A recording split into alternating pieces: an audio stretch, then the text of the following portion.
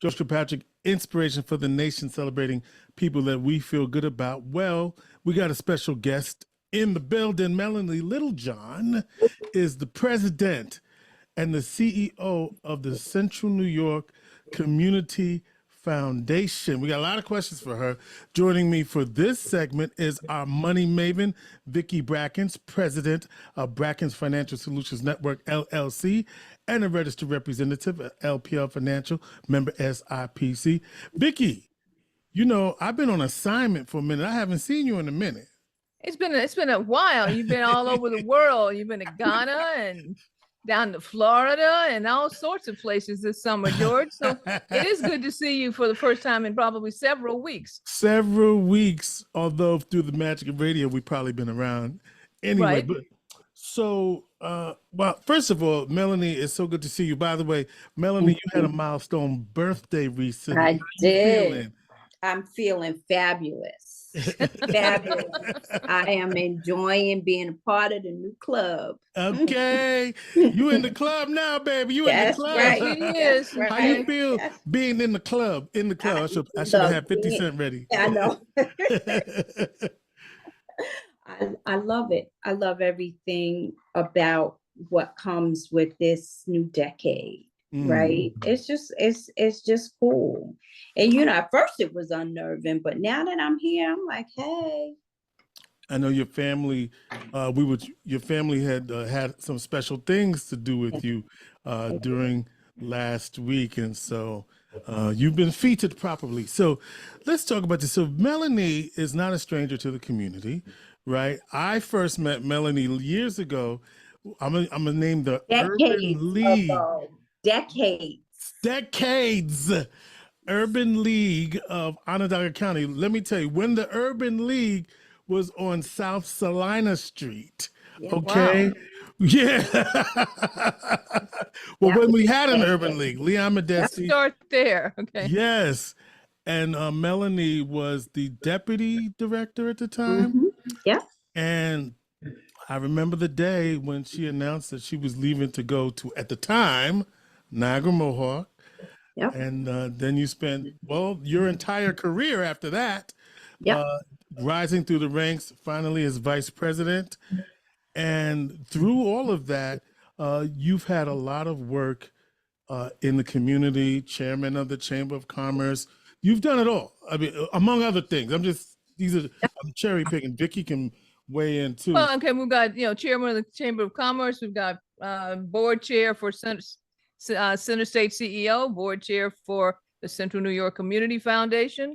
I think you were board chair at one point in time also for Zonta. Is that correct? Did I remember that? Or no, the Boys and Girls Club. Boys and Girls Club. Okay, Boys and Girls Club. Okay. Over this many years, you have been an instrumental part and a strategic partner for the community as far as pushing forward the issues and the strategic plans that are necessary for us to create an equitable society. And can I say this, because I'm going, you remember we talked about being grown, Melanie? Yes.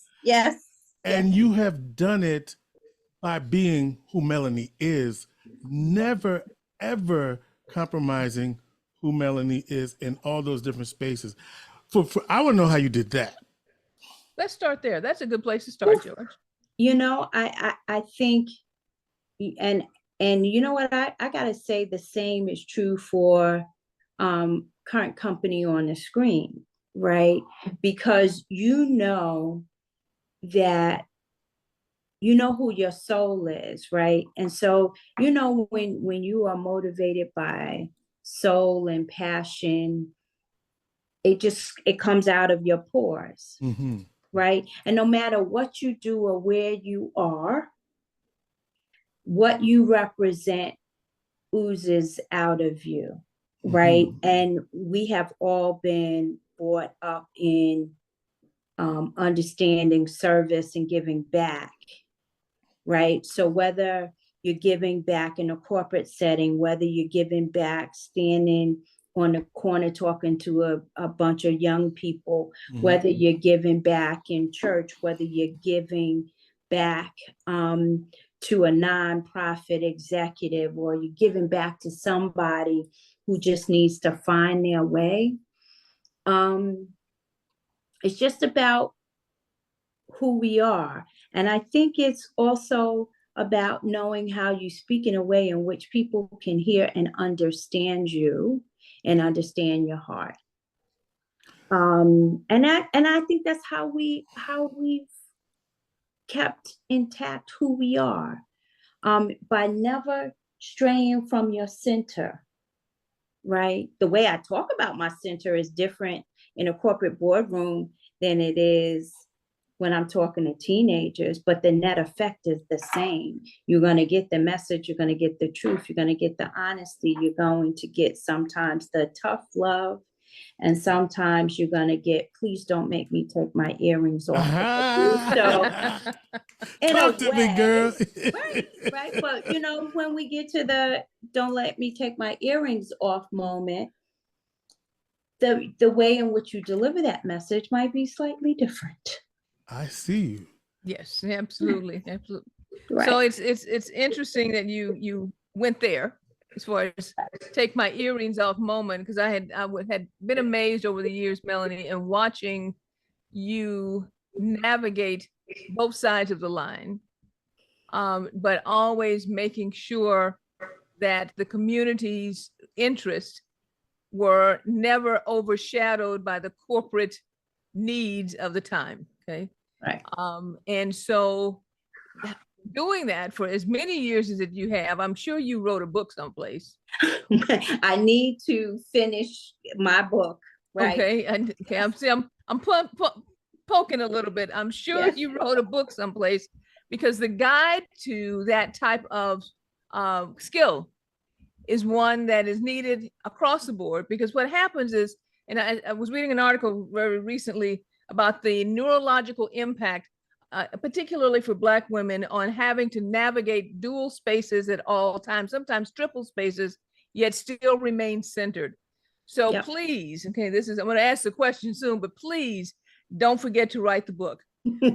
But here's the question.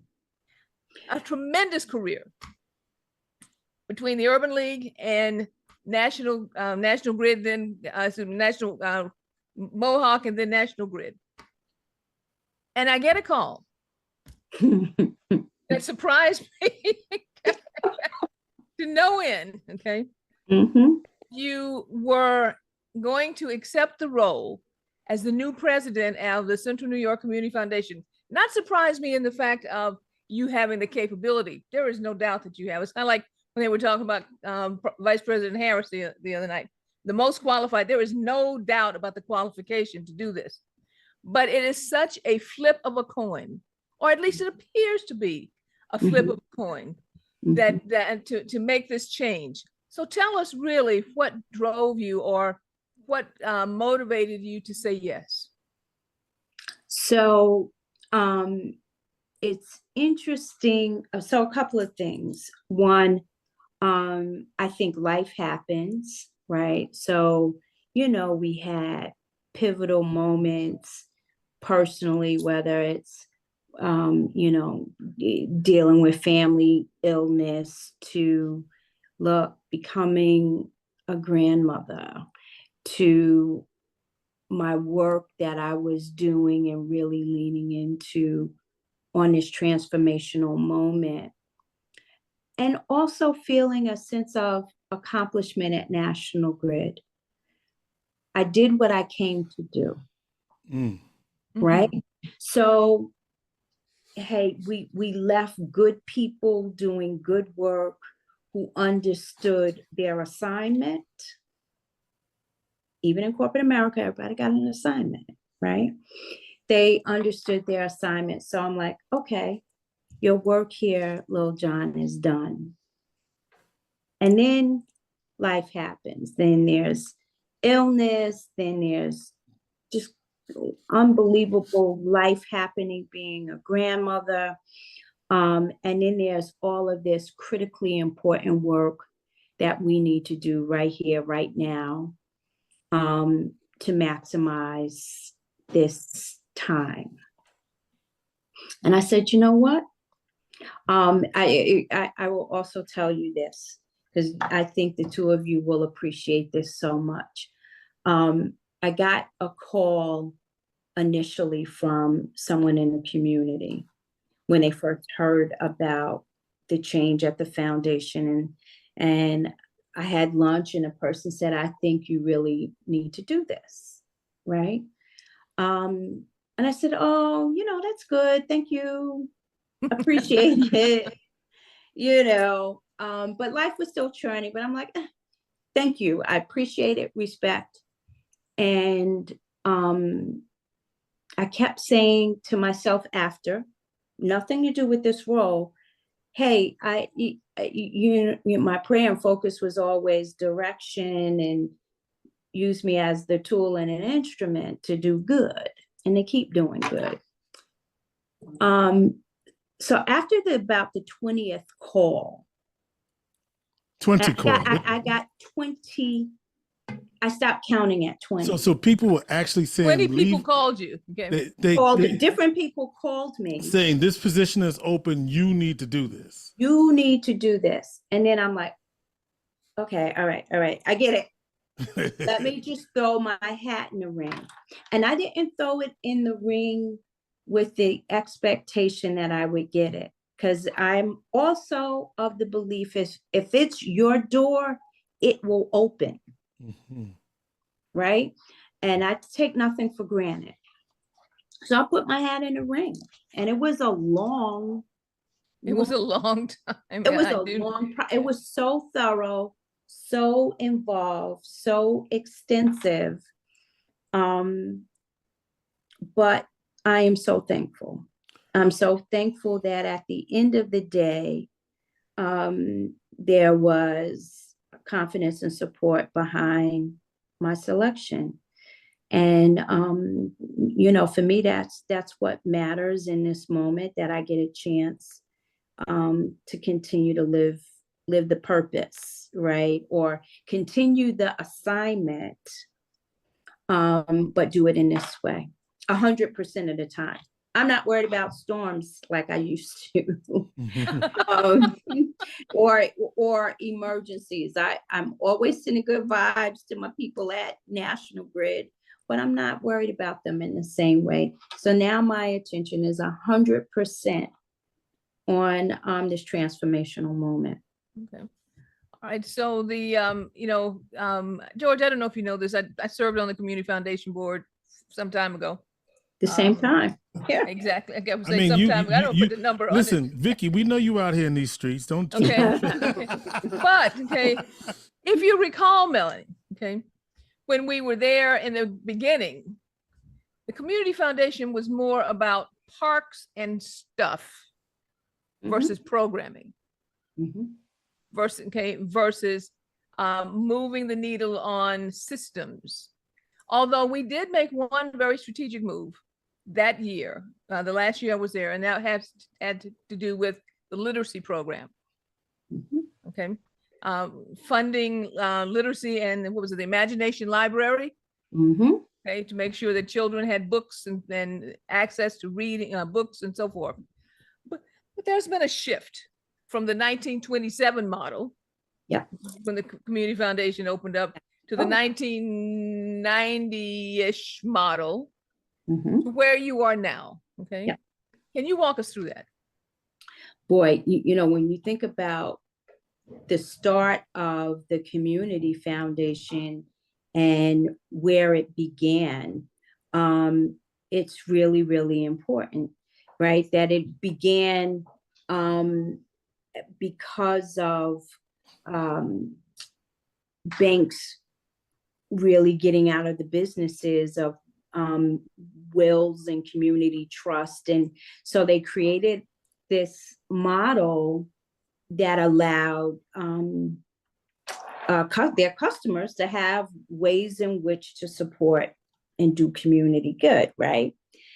But then it's grown and it's evolved, and there are all of these different types of mechanisms in which donors now fund the Community Foundation. They fund the Community Foundation based upon those things that they're motivated, people are motivated to support. But then the evolution of not only are you supporting what donors' aspirations are and those organizations in which they want to support, but you're leaning into community priorities. And that is the difference now in such a major way. So we really lean into the strategic priorities in a really big and bold way. We still do and meet donors' aspirations, but we have this big focus on things like lead, literacy, equity, education, right? It all then begins to come together. So our strategic priorities are pretty bold, and it is a long ways from where we started in 1927, but a lot of the foundational things where people committed to still is very much a part of the fabric of the foundation. $434 million. Yep. Total assets that you're sitting on. Yep. $297 million in investments. This is right, publicly available. So given that, Melanie, and I know that Vicki probably has some more follow-up questions to bring us forward, but let me ask you right now, right here, right now, is what's the difference that you want to make, right? Under your leadership, what's your vision as to what the Community Foundation is, and what you want it to be if it isn't what you want it to be right now? So a couple of things. There's $434 million in assets that we help grow those dollars and then use a portion of those dollars to begin to support community priorities. And then there's a huge amount of those dollars that are designated and allocated to organizations outlined by the Community Foundation. Let me just give you this one stat because I think this helps put it into perspective. Last year, we allocated $23 million, right, to hundreds of organizations, most of which were in the 5-county region we serve. And then there are some that go across the country, and some that are even go to international nonprofit entities, right? So, and there's about 4 million of that 23 million, about $4 million of that goes to responsive grant making. So an organization applies during our open grant period, and they get an opportunity to submit for a grant. And then there's the strategic priorities. The other dollars go into lead, literacy, equity, and then of course we manage Say Yes to Education, right? That foundation or that fund. I want to grow that $4 million. That's our total unrestricted funds. That's what leans into priorities.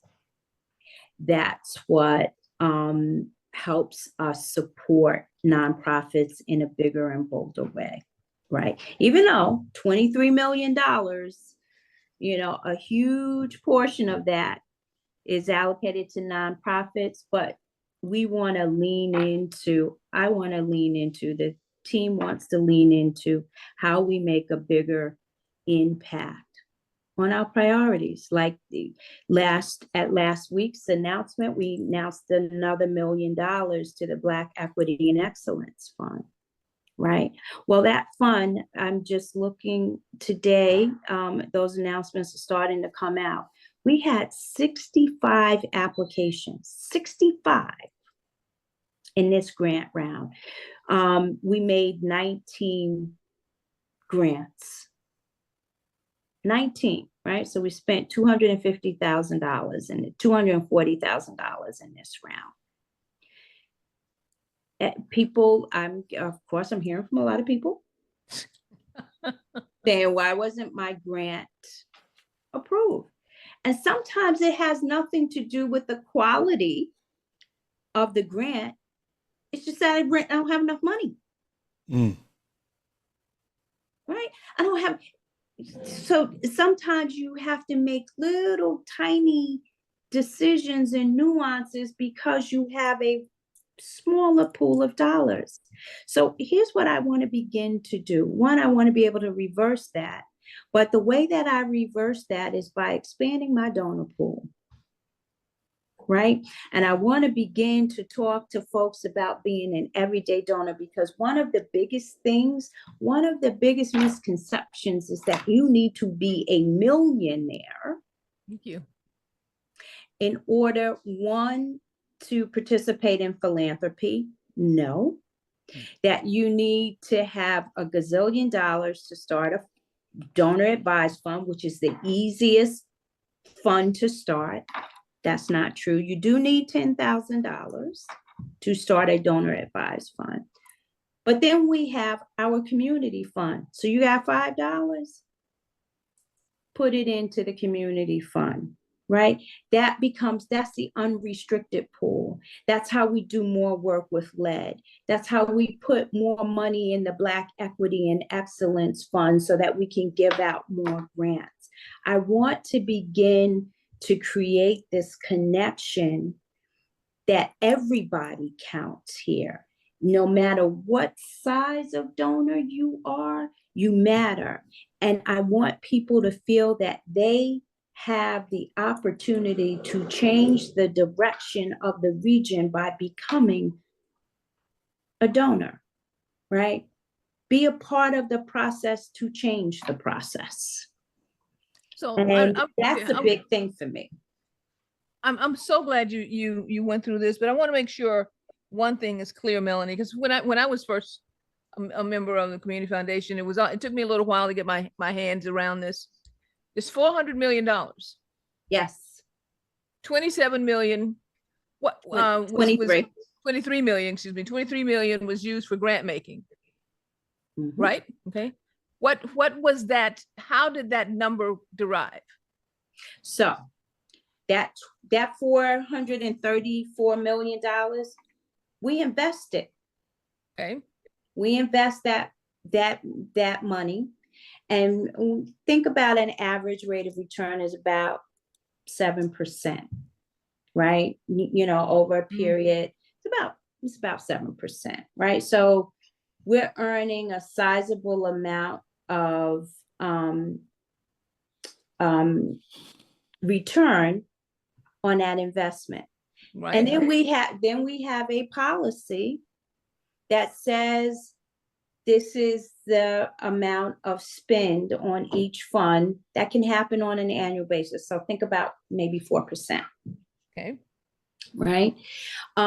We then go back to all of our donors, right? And we give them, here's your allocation for this year. In their donor agreements with us, or in their legacy plans that they give us, and we'll talk about legacy plans, when I think about the foundation, there's two ways to think about the foundation: the giving that you do when you're alive, and the giving that you do when you're gone. So when you're gone, it's your legacy. And when you're here, there are things like fields of interest and donor advised funds that a donor, so George Kilpatrick comes into me and George says, Melanie, I want to open up a donor advised fund, and I want all of the dollars, my annual spend, to go to Omega Psi Phi Fraternity Incorporated, right? Or scholarship fund. Or I wanted to go to the 100. I wanted to go somewhere. You as a donor say, my 4% on an annual basis, these are the 3 organizations I want to give it to. And this is how I want to break out my spend. Right? So, okay. And then there is The fee, and then so a portion of that is also the fee that we charge donors to administer those funds. That fee does two things. It pays for my staff and the buildings, and then it also pays for and seeds our unrestricted fund. So what do I need to do? I need to bring in more donors who really want to find an opportunity to lean into what their given priorities are. And I got to expand, I want to expand the pool so that we are doing more things that impact people in our community. And so I'm trying to change the perception of who the foundation is. Okay. Mm. So to then we have expand the reach. Okay. So we got the major pool of money, which based on the investment returns provides what can be allocated toward a spend for this year, which was roughly 4%. But the donors who originated those funds, if they are still alive, or still have direction, are dictating where those funds go. But the fee that you were charging is now being funneled over to the programmatic community fund. And that is the reason, because there's always a question, well, I see $400 million. How come it's only $4 million that's over here to be used in the community? And I wanted to make sure that that was explained. Yeah. Yeah. I mean, because people believe we spend down the $400 million. I said, no, this is why it will last forever. Ever. Because we're not spending it down. We are very, very guided and very strict around our investment policy, how we manage the money, because one, we got to be good stewards of the dollars that we have, right? And we need to make sure this it's around for another 100 years. Correct. Right? But the thing that I want to change is to ensure that I have a broad donor pool. And so tomorrow night at the Community Foundation, and I know this will air afterwards, we're hosting the Divine Nine. Yeah. Right, because we need to begin talking about that. Please don't keep money in a money market account. Let's invest it so that you keep your scholarships going in perpetuity. You do your programs in perpetuity. You are not worrying about that. You are, where are you going to go where we do your taxes, we do your audit, right? We check, we cut every check you ask us to, and you get to stand in front of your audience and say, talk about your gift. We do all the back office, and but it's something that I want people to begin to get in their psyche around sustainability, right? That you don't have to go ask for or raise money because you already got it and you're growing your pool, right? Year on year on year on year. It's a powerful thing. It is. Okay. It absolutely is. Okay. Yeah. So go ahead, George. I see you meant to say something. No, I was just going to say that before you started, you held a series of town hall. I shouldn't say before you started, as you were starting, I should say, yeah. you held a series of town hall meetings in Onondaga County and as well as in Madison County. What did you hear that's different than what you thought you might hear in all these town hall meetings? Because you outlined a series of priorities that have been pretty much standard for a while. Lead, you absorb, say yes, investment in community neighborhoods, nonprofits. Was there anything, and I should pause and say we're talking to Melanie Littlejohn, who is the president, CEO of the Central New York Community Foundation. One thing we have talked to Melanie, as many of you know, as the co-chair of the Micron Community Investment Fund, which that's not what we're here to talk about, but we didn't want to leave that honorific out either, as well as with Vicki Brackens, our money maven from Brackens Financial Solutions Network.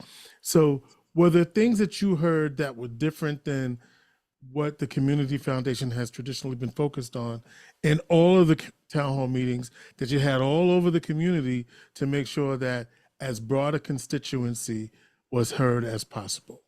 Yeah, I heard a lot of the things that I was anticipating: workforce development, childcare, housing. I heard those, and I was prepared to hear those, right? Because remember, I had done a lot of the town hall meetings prior to me starting, so I was wondering if I was going to hear anything slightly different. One of the things that was pronounced, no matter if I was in a rural county, a suburban county, or an urban city, was mental health. Ooh, I didn't see that coming. I did not. I swore you was going to say job opportunities. Oh yeah. I mean, I heard what I expected. Yeah. No more job training with a certificate, no job. Right. Right. I heard that loud and clear, but I heard that from 13,000 people before I started doing my own. Right. So I knew that was going to be there. Right.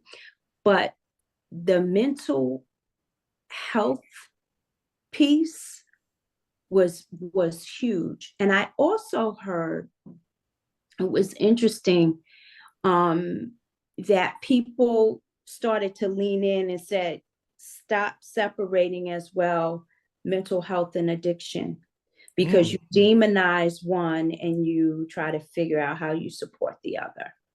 And so sometimes one creates the other. It's cause and effect. So, but mental health, and mental health specifically for children, was off the charts. Everywhere I turned, it was off the charts. And you weren't prepared to hear that. I also, saw some data that began to talk about children post-COVID and how social isolation really probably has had a significant impact on a generation, right?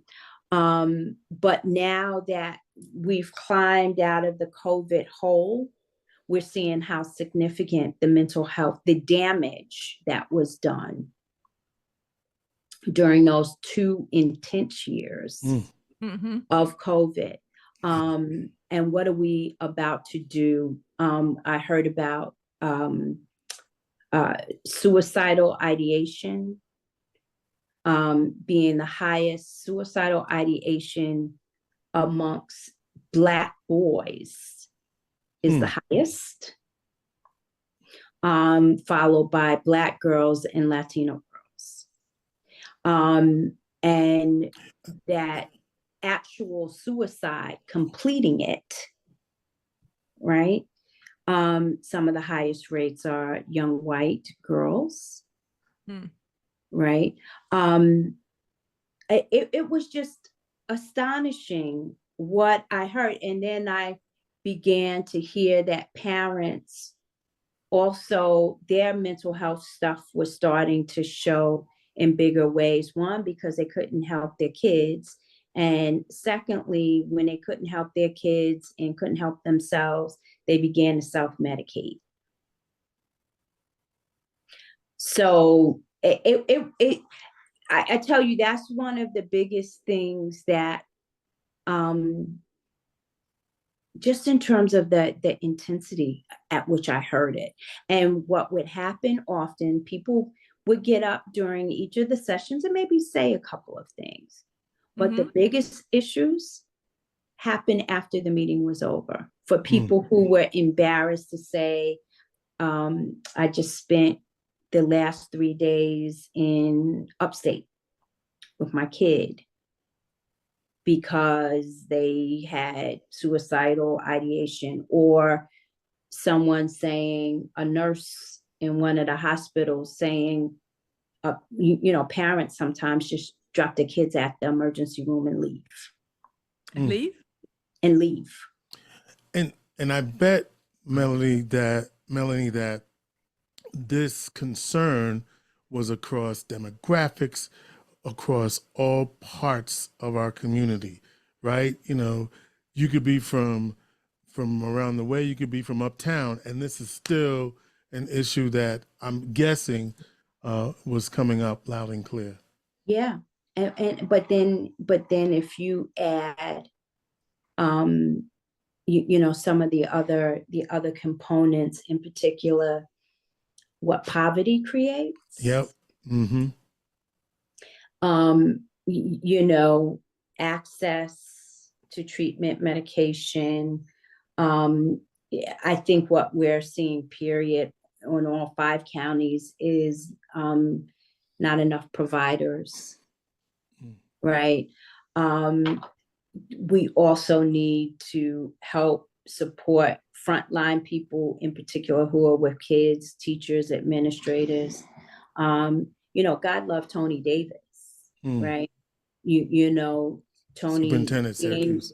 Superintendent of schools, Tony being one of the 5th largest district in the state. And when you begin to think about all of the multiple layers around mental health that he has to deal with just in his school population alone, it's daunting, right? And so it's, how can we create workforce development programs when you have people who might be ill and need some additional support? So it's this whole ecosystem that I began to hear about, but was really, really blown away by the mental health aspect. So to kind of dovetail, hopefully I get this right, dovetail into that conversation. One of the things that I know that the Community Foundation has been very strategic in and has been trying to provide a platform for is strategic partnerships, to make sure that all of the entities that are out here who are trying to address a myriad of problems can now partner together, possibly even join together in a corporate way, as far as merging or acquisitions, in order to bring greater impact to those particular challenges. Tell us a little bit about your strategic partnership process and fund. So the Strategic Partnership Fund is designed just to do that, encourage those entities that should be joining forces, collaborating, merging, bring them together, but help create the fund that allows those healthy relationships and partnerships to form, or those organizations who might consider a formal collaboration through a merger. These funds help them do that, right? It helps them do that, and believe it or not, we're out of the funds for this year. So there are many people who are having these conversations, utilizing the fund to bring together more collaboration so we can have greater impact. Absolutely. Think about this. There are over 800 nonprofits in the region. 800. Okay, that's way too many. Right? So how do we help nonprofits begin to think about how they partner, engage, to be stronger entities, right? Where they can certainly get bigger grants, and really begin to think about sustainability and servicing community in a bigger and bolder way. Wonderful. So do you consider not-for-profit leadership or not-for-profit entities to be entrepreneurial? Or yeah, I really do, because many are. Okay. Right? many nonprofits, in particular, the interesting part is in particular the smaller nonprofits, right? What we see happening is that they have a spirit and focus on programming and getting it right. The part that, like we also partner with Gifford, who is exceptional in helping shore up these small nonprofits to help them understand, here's how you manage an effective nonprofit. Here's how you do board governance. Here's how you look at a balance sheet. Here's how you create a balance sheet. Here's all of the insurances you need. Oh, and by the way, here's how you lead people. Because sometimes what happens with smaller nonprofits, the executive director is also the HR director, the finance director, the grant administrator, the facilities manager, right? And the landscaper, right? So, and sometimes we have folks that just want to do program and not do all that other stuff. So at the same time, we're trying to fund organization. At the same time, we're trying to build donor base. At the same time, we're trying to lean in, collaborate on community priorities. We're also trying to help really strengthen the nonprofit ecosystem. So go ahead, Vicki. I was curious because I'm sure you've seen through many of the announcements that have been on TV about all the corporations that are stepping back from their diversity and equity inclusion efforts. Yet you are leaning in. Yes. And leaning in a big time, in a big way. What's giving you the courage to do that? And can I just jump into that as well, Vicki?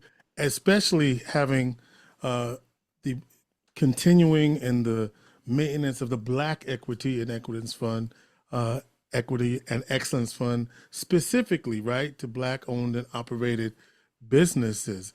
I know that to maintain and to continue that in this environment, as Vicki suggests, must be something. So to Vicki's question, what's driving that? Is that what you were getting at? Yes. Vicki? Thank you, George.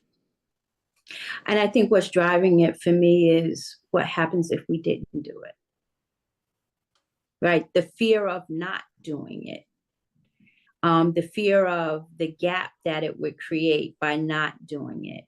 But it's also about leaning in to Black and Brown communities saying, here's an opportunity for us to lean in.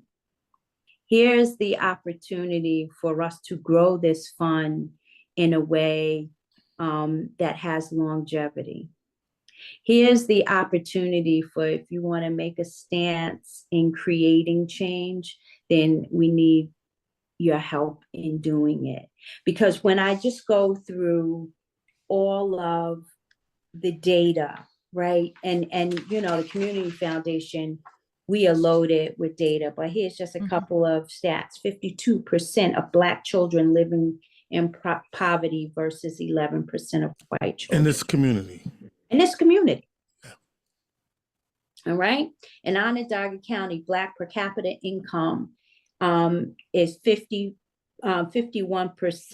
of that of white households. The percentage of Black third graders reading on grade levels is a third of that of white students in the Syracuse City School District. Black infant mortality is 2.5 times more than that of white infants. Must I go on with the data? For us not to do this, and for us not to lean in, because the data says, right, everything we always know, right? And it would be irresponsible of us as an organization not to do it. And yes, there is this whole notion around DEI and the erosion of DEI, but not here. I was going to say, right, because so many organizations was waving their flags about how they, in the wake of the George Floyd, let's be clear, right? A lot of response was for that incident. And here you are still doing it, where others they were like, I'm going to do this, I'm going to do that. And they didn't do it. or they didn't continue the commitment to do it. So I think it's commendable. And I believe people are calling you from other parts of the country to see how you do that. Am I right about that?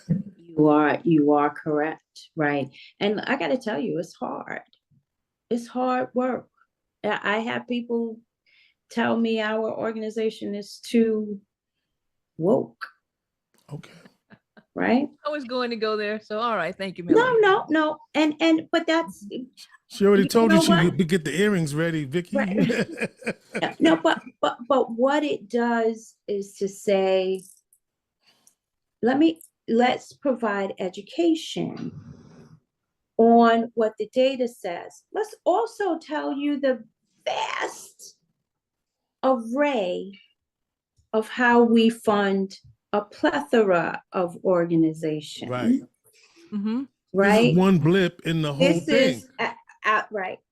So, so I think I am always in truth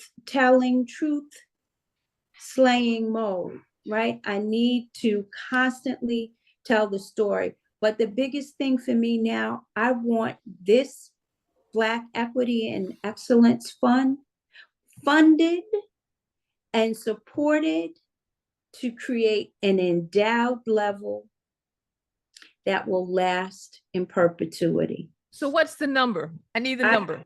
I want $10 million. Okay. We need the number. All right. 10 million. That's okay. base. All right. I like that. We can do it.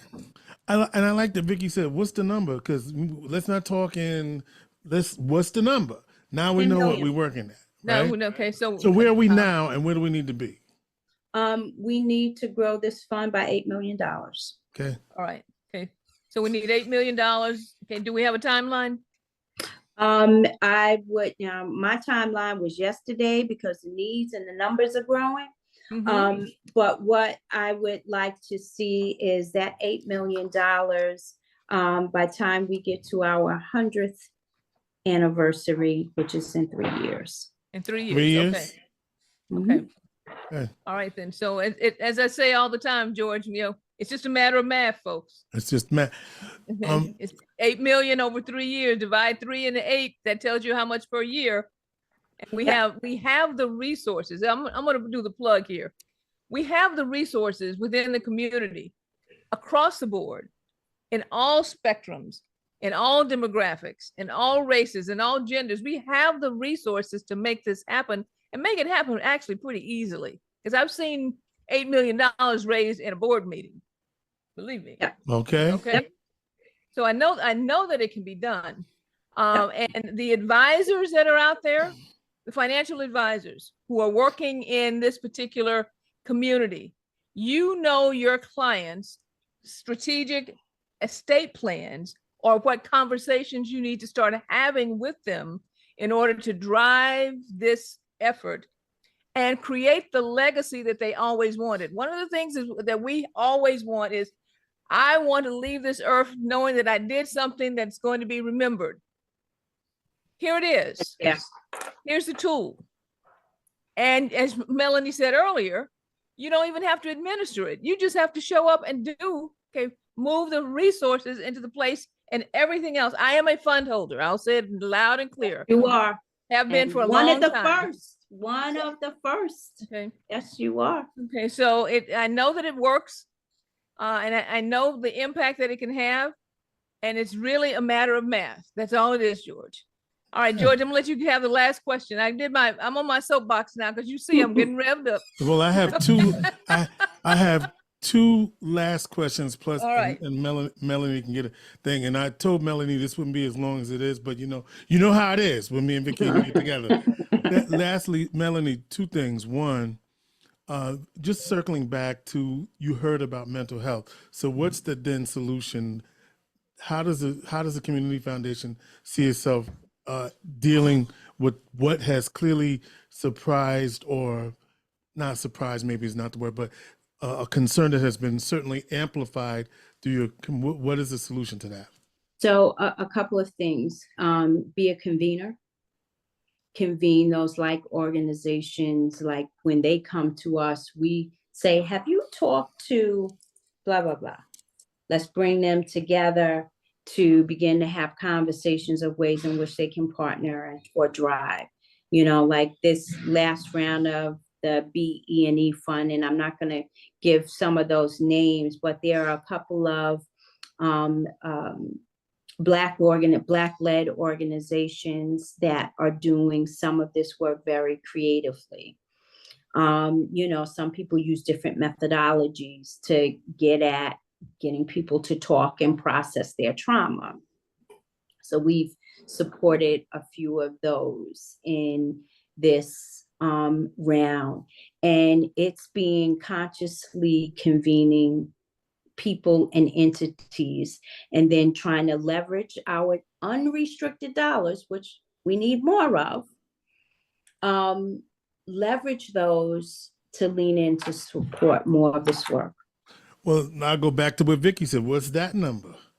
Right. Remember that number for the unrestricted, when I forgot to give you my overall big goal. My overall big goal for the organization is to get the organization to $1 billion in assets. There you go. Okay. Right. So y'all know I got to raise about $600 million to do that.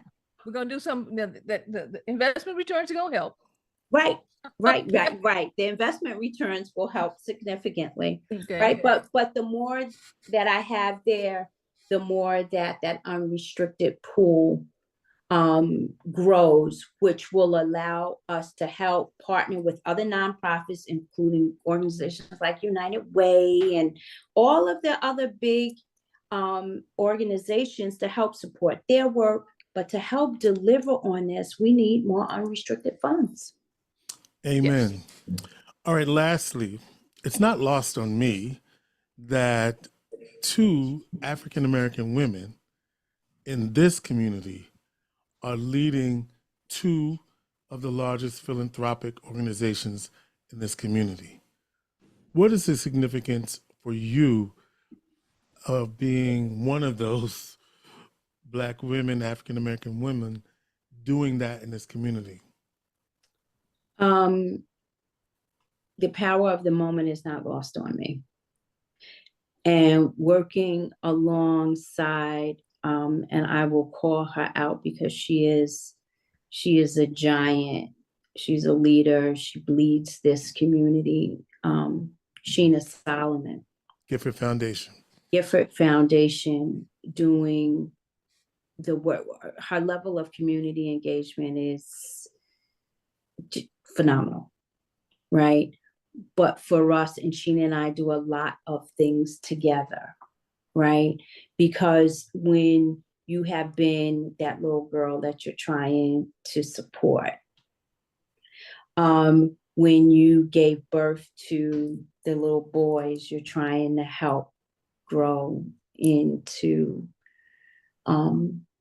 kings, you pour a different part of yourself into the work. This isn't work for me. It's not work. This is not work. This is purpose. And it's about, I said I hit that club. Yeah. Right? It's about an urgency to get a lot of things right and get it right now.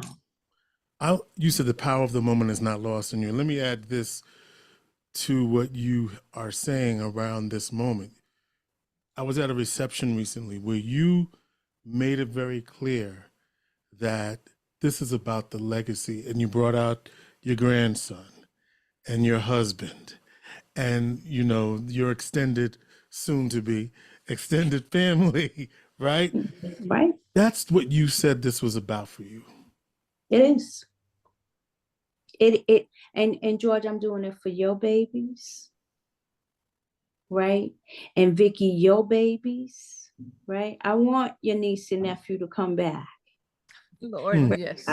Right? And GK, I want our kids to see this space, and I want our kids and our grandchildren to feel like this is a place where they can thrive. I want this place to be a place where everyone who has ever been othered to feel like they belong, and it's community. And it's a lot, you know. And so when I sit at a table with Sheena Solomon and Sheena can finish my sentence and I can finish hers, I'm saying I am thankful. But I'm also thankful for being in a moment with good people like the Allen Foundation, right? You know, there are Meg O'Connell, right? I am so thankful for people and Meg's family. And I'm in the room with other good people who really do want to do good, right? I am. They really want to do good. And sometimes it's just about guidance and helping. And there are people who want to do good. Now we just got to get everybody continuing to amplify the good, because the Lord knows we got enough work to do. So $51,000 a week, Melanie. To get to the what, to the 1 billion, to the 8 million. To the 8 million. Okay. Right, 51,000 to get tell your team. Okay. Yes. We're all 51,000 a week over the next 3 years will get you to the 8 million. Okay. Right. We're gonna start tomorrow night with D9, because I know there's $51,000 in that room. Room per organization. Okay. All right. Well, I wanted you to have the number. Okay. Yeah, it is. So now you can go there tomorrow.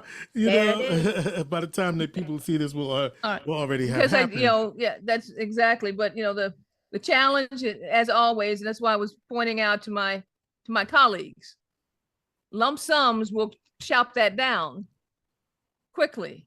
Yeah. Setting up funds, donor advised funds, but also setting up insurance plans that have the legacy structure for contribution to the community foundation.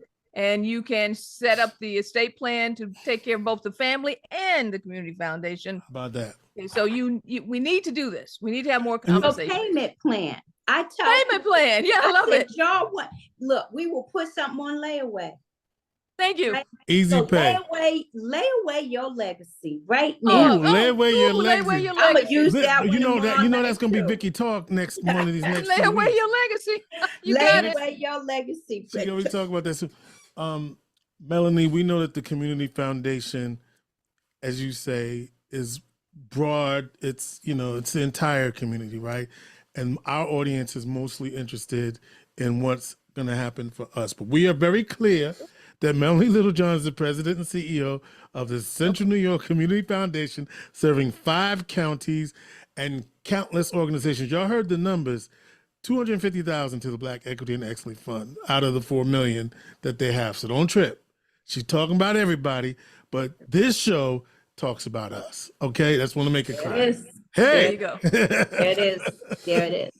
It talks about We us. should also say that Central New York Community Foundation is a partner with Inspiration for the Nation, and we will be meeting over the next several weeks some of those 19 who are recipients of the Black Equity and Excellence Fund. We want to thank Melanie Littlejohn. Unless you had anything else. Nope, I think I said it all. Melanie Littlejohn is the president and the CEO of the Central New York Community Foundation. Vicki Brackens is the president of Brackens Financial Solutions Network, LLC, and a registered representative of LPL Financial, member SIPC. All new Money Maven in a couple of weeks, but we couldn't keep Vicki from this conversation, and that's why she's here today. Vicki, always good to see you. You too. No matter I'll when see you in Vicki 2 shows weeks. up. Say it again, Vicki. So I'll see you in 2 weeks. And no matter when Vicki shows up, she's still America's Money Maven. Thank you, Vicki. Thank you, Melanie. Inspiration for the Nation.